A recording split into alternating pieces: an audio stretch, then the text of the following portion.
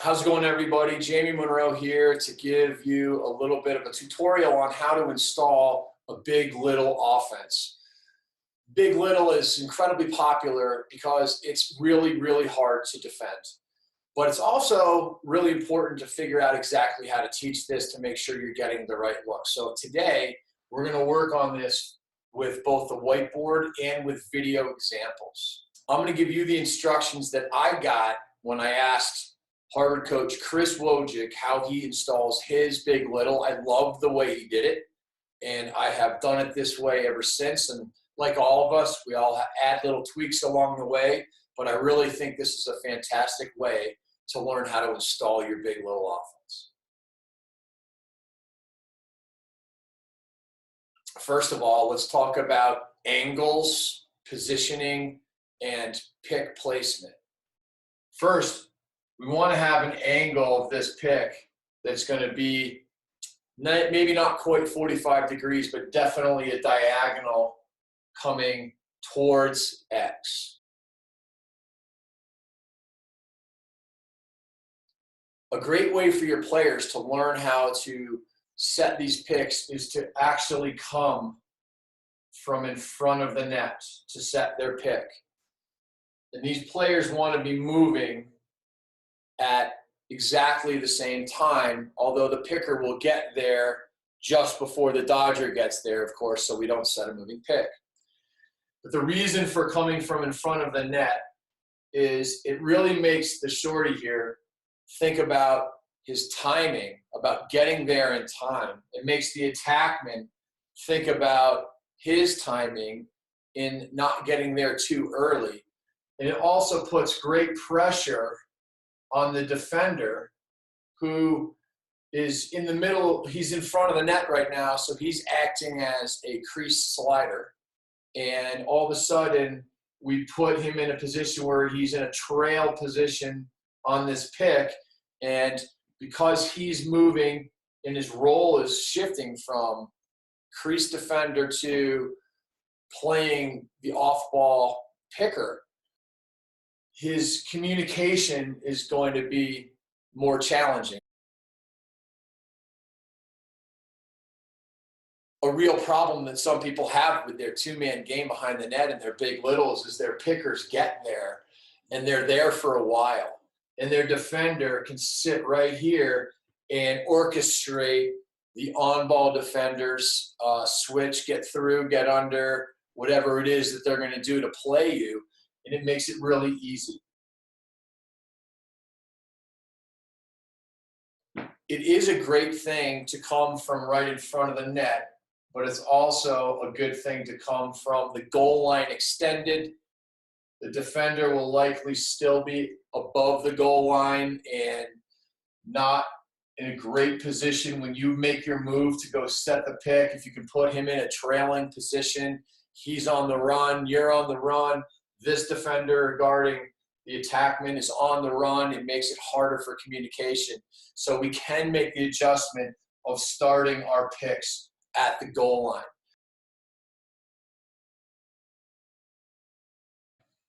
Okay, the first pick we're going to work on is called a brush pick. And this pick is going to be set pretty tight to the crease, but ball side of X. So if there was a straight line going through and the ball's over here, we're going to set this ball side of X. And this pick is going to be one where the attackman is going to dodge right off of it and try to go shoulder to shoulder. And this pick, the brush pick, is going to be used against teams that are not switching.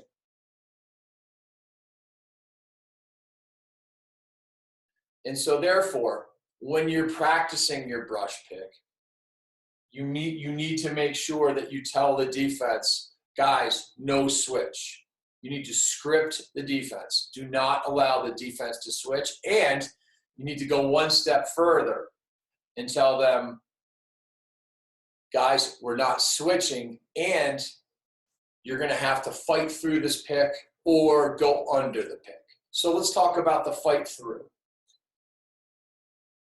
Your players are going to say to you, but coach, we can't switch and you're going to say, no, not right now. I want us to learn how to fight through this pick, and I want us to learn how to play against that. We're going to see that, and if you don't script it, you won't get the look.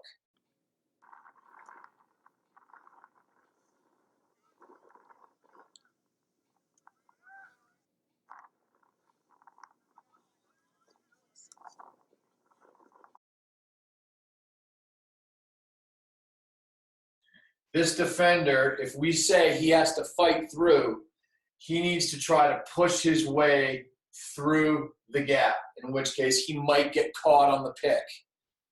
But the reason for doing that is because it allows a defense will do that if they want to really put some pressure on the Dodgers. And if you're not a strong Dodger, you can get pushed right through this thing. They can get right on your hips, and they can create a gap of space that can allow them to get through this pick.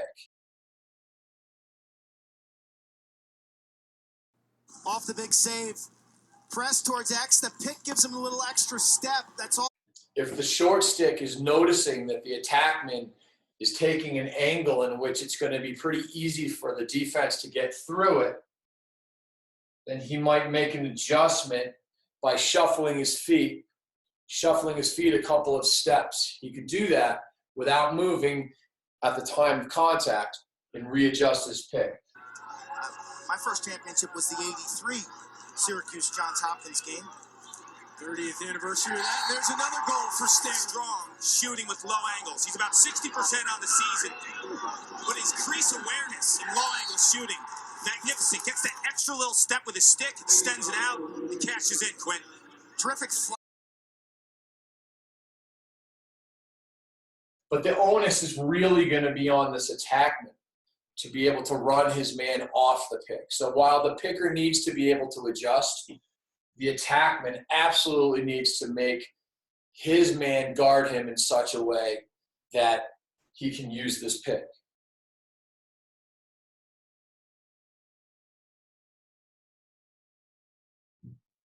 Let's think about this. If we're going to come off this pick and you're being overplayed towards the pick, what should you do?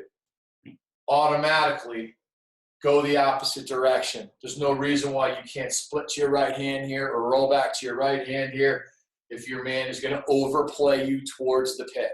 Anytime you're being overplayed, you just got to go to the goal. And it'll happen when they're trying to fight through this, that the quick split dodge in the opposite direction will be there.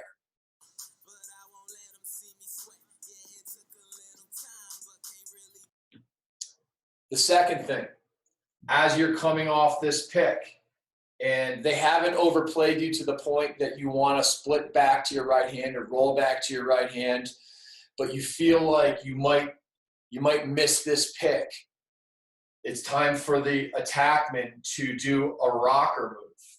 So if he's dodging left-handed and he's getting close to the pick and he stops and rockers, he'll force his man to stop and he'll get a little bit of a step and he'll be able to run his man right off the pick as they're trying to fight through this pick.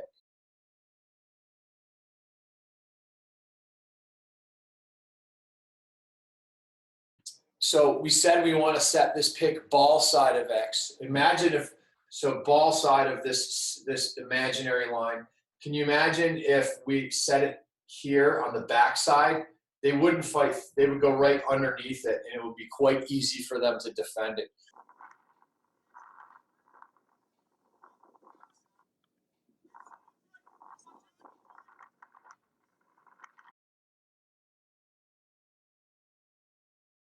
Now, let's work on the brush pick where the defense goes under the pick. And this is going to be how most teams will play your big littles when they don't want to switch. So as the attackman is dodging off of it, they'll go under it, and they'll meet you on the other side. And this defender's man, the shorty's man, will either step back or get real tight. Sometimes they'll hedge a little bit and maybe give you a little bit of a whack, but they're giving space for this defender to get underneath the pick.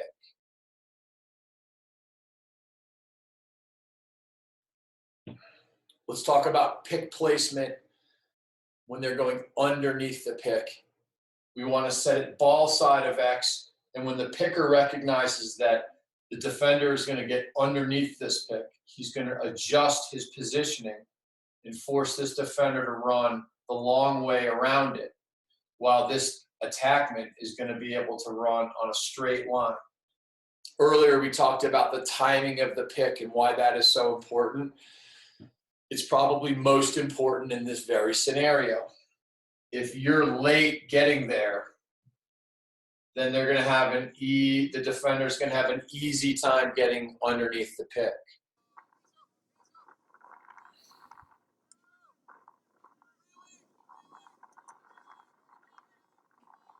Here's Casey gets the start.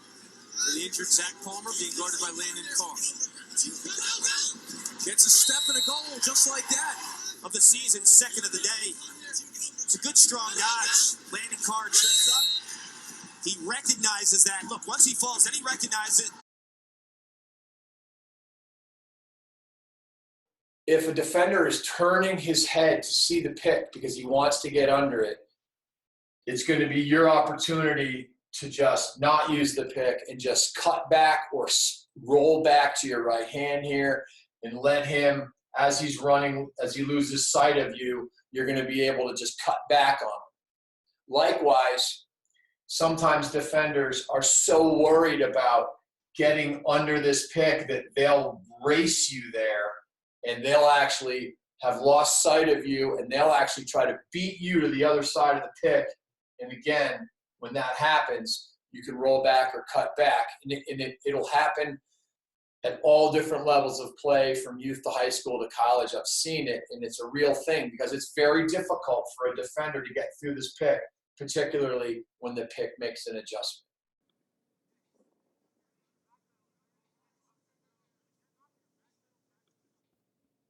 Third on the Hopkins list for goals this season.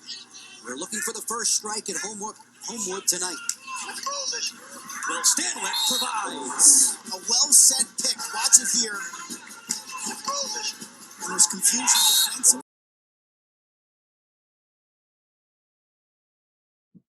Okay, now we're going to talk about the swing pick.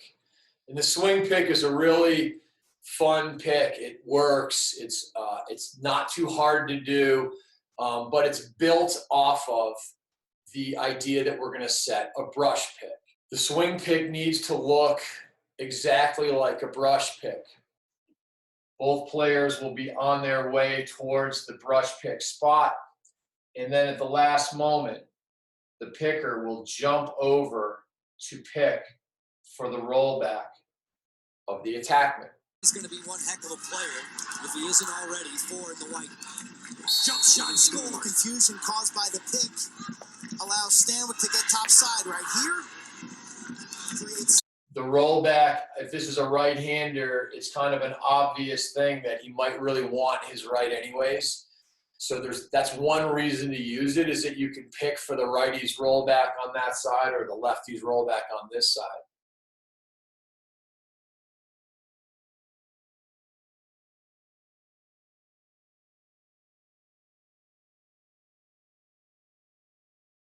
So teams that are going to switch late, they're going to say, hey, pick coming right, Johnny, pick coming right, switch. What they're going to need to do is lag slightly behind the picker because they have to be in position for that switch. And so as you come over and it looks like you're going to be setting a brush pick, you jump over and set the pick for the right-handed rollback. When the defender gets picked off, the switching defender is on the wrong side of the play and can't get there.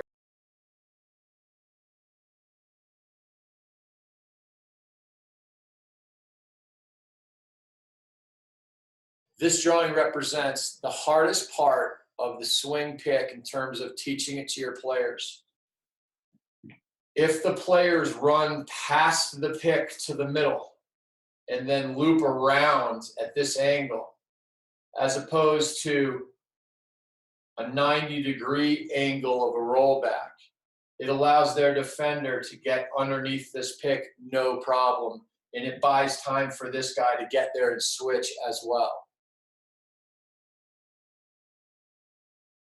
The last look we're going to talk about in our big little two-man game is a slip pick, commonly referred to as a flyby. And what that means is that we're gonna make this flyby look exactly like a brush pick. So we want to be coming at the same angles we've been coming at all along. And we're going to use our flyby against teams that are going to switch. If they're not going to switch, we're probably not going to get this look. But if they're going to switch either early or late, we really can. And so all it is the shorty is coming, looking like he's going to be taking his brush pick angle, and then all he does is turn the corner with his stick over his shoulder. Meanwhile, the attackman here is selling like he's going to use the brush pick, and he's going to deliver a pass. And usually this defender is just in a simple trailing position, but because it's a short stick much of the time, he's going to be able to catch it and just turn the corner right around the net and be able to come around and either draw a slide to create offense or come around and score it.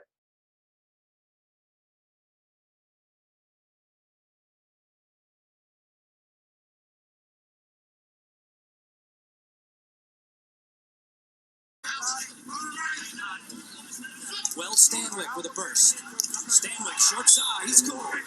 Watch the defensive confusion. Opens. So now let's talk about the trouble spots of what people really struggle with. And notice the angle of this feed. It's at about 90 degrees relative to the goal line extended.